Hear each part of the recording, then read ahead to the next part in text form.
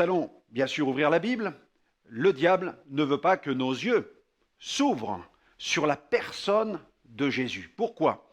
Eh bien, car Jésus est le Fils de Dieu. Jésus est le Fils de Dieu. La Bible le déclare. Ces noms le prouvent. L'ennemi ne veut pas, et il ne veut surtout pas que l'homme ouvre les yeux sur la majesté du Fils de Dieu. Il ne veut pas que l'homme place sa foi dans un Christ d'origine divine. Car dans les Écritures, Jésus est véritablement le Fils de Dieu. Il est la parole faite chair, le Verbe incarné. Nous trouvons d'autres passages dans la Bible mentionnant la divinité du Christ, sa nature. Il est admirable. Admirable, il est conseillé dans Ésaïe 9, verset 5. Il est aussi présenté dans les Écritures loin de l'Éternel, celui qui est loin, le Christ, l'image du Dieu invisible. Le premier-né de la création, dans Colossiens 1, 15. Dieu béni éternellement, dans Romains 9, 5. Il est fils de Dieu, dans Jean 10, 32. Roi de justice, dans Ésaïe 32, verset 2. Dieu véritable, dans 1 Jean 5, verset 20. Et je pense aussi à cette mention, il est le grand Dieu et sauveur tout-puissant. Ésaïe 63, 1, Tite 2, 13. Il est le Seigneur de gloire, le Seigneur des seigneurs, l'alpha et l'oméga. Alléluia, ça nous donne envie de célébrer le Seigneur. Hein. Ces noms affirment sa divinité. Ses attributs aussi. Jésus est le Fils de Dieu, ses attributs le prouvent. Il est omniscient, il sait tout, il est omniprésent, il est partout, il est omnipotent, il peut tout. En effet, Jésus peut tout, il est éternel, il est immuable, il est saint. Ses noms, ses attributs prouvent sa divinité, ses œuvres aussi. Jésus est le Fils de Dieu. Ses œuvres le prouvent, ses œuvres touchent à la création, au salut de nos âmes et puis au jugement. Il a participé à l'œuvre créatrice. Il a le pouvoir même de pardonner les péchés. Il a été établi par le Père céleste, juge des vivants et des morts. Il donne la vie éternelle et il détient même la puissance de ressusciter les morts. Jésus n'est pas un prophète ou un super prophète. Il est bien plus que tous les prophètes réunis. Dans la Bible, il est fait mention de nombreux prophètes, mais Jésus est bien plus et il est bien plus grand que tous.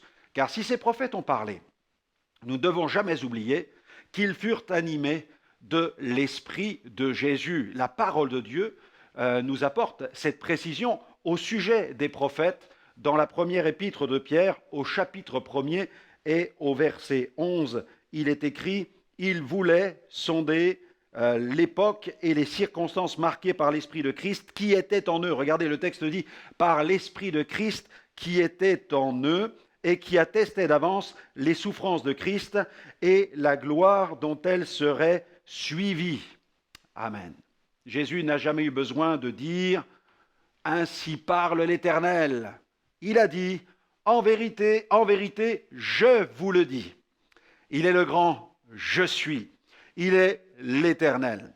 Jésus a dit aussi, et on trouve ce passage dans Jean 8, 58, « En vérité, je vous le dis ». C'est important ce passage. « Avant qu'Abraham fût, moi, je suis ». Ses noms, ses attributs, ses œuvres prouvent sa divinité. Des témoignages le prouvent aussi. Jésus est le Fils de Dieu. Des témoignages le prouvent de nos jours. Jésus, le Fils de Dieu, sauve encore aujourd'hui. Il délivre, il guérit et il revient bientôt.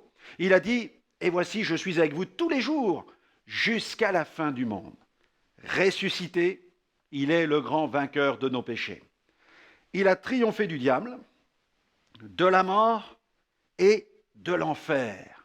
Chaque jour, il vient en aide à tous ceux qui se réclament de lui. Il assiste ses envoyés et confirme même sa parole.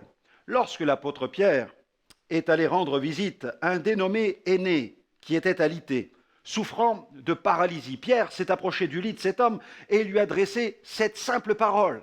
Elle est importante, cette parole. Il a dit « Énée, Jésus te guérit.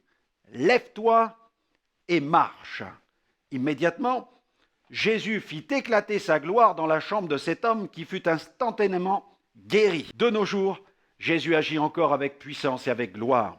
En Argentine, alors que je prêchais l'Évangile dans le cadre d'une grande campagne Un voleur a profité du fait que la foule m'écoutait pour tenter de forcer des véhicules garés sur un grand parking qui était réservé pour l'occasion. L'homme s'approcha discrètement d'un camion et il tenta de forcer la porte. À l'instant même, la puissance de Dieu tomba sur lui, il s'écroula par terre et il essayait de se débattre. Les hommes de la sécurité l'ont aperçu en train de se débattre. Ils sont approchés de lui pour voir ce qui était en train de se passer. Face à cet homme qui s'agitait avec violence, ils ont décidé de le mener à la tente de prière où ils ont intercédé pour lui. Alors qu'il priait pour lui, le voleur se mit soudainement à confesser ses péchés. Il avoua qu'il était venu pour voler un véhicule. Alors, tout tremblant, il tenta d'expliquer aux intercesseurs le phénomène dont il avait été victime. Et c'est ainsi que cet homme découvrit la puissance de Dieu et qu'il décida de se convertir à Jésus-Christ. Ce même Jésus qui agit dans cette circonstance est tout disposé à manifester sa gloire au travers de votre vie et dans votre vie. Lorsque nous venons à la croix, nous faisons la paix avec Dieu. Grâce à Jésus, Dieu est capable de mettre la paix dans notre cœur. Il nous libère de tous nos péchés passés, de toutes nos fautes. Il purifie complètement notre cœur de toute iniquité.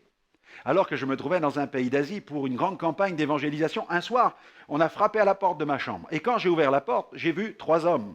J'ai reconnu 2 des pasteurs du comité d'organisation de la campagne. Et un homme se tenait au milieu d'eux. Et l'un des pasteurs m'a fait cette demande. Il a dit, frère Alexandre, pourriez-vous recevoir cet homme? Il doit absolument vous parler.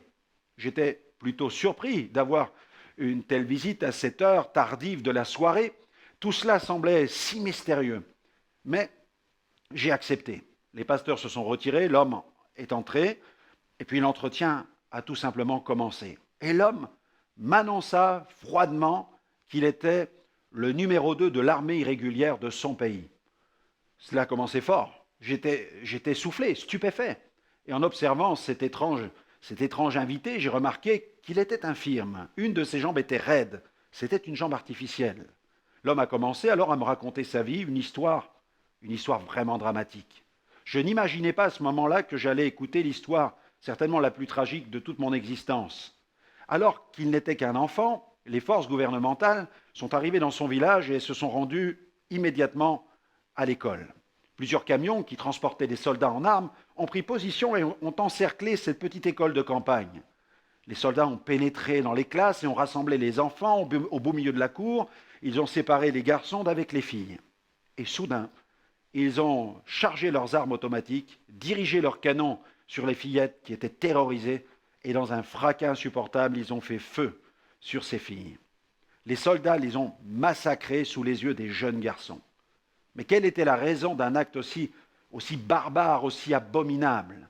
La raison était celle-ci, l'épuration ethnique. Éliminant les filles, ce gouvernement entreprenait des mesures radicales d'épuration ethnique. J'étais consterné. En écoutant cette histoire, j'ai eu l'impression de pénétrer dans un autre monde, un univers de cruauté. Je vivais tellement éloigné de cette réalité. Parmi les fillettes tuées se trouvaient ses petites sœurs. Cet homme était là, devant moi. Son visage ressemblait à celui d'un enfant et pourtant cet homme était recherché. Il était considéré par le gouvernement en place comme un dangereux terroriste. Cependant, en écoutant le récit de cette histoire, je réalisais que son enfance lui avait été volée, que le traumatisme était trop profond et que seul un miracle de Dieu pouvait changer le cœur d'un tel homme.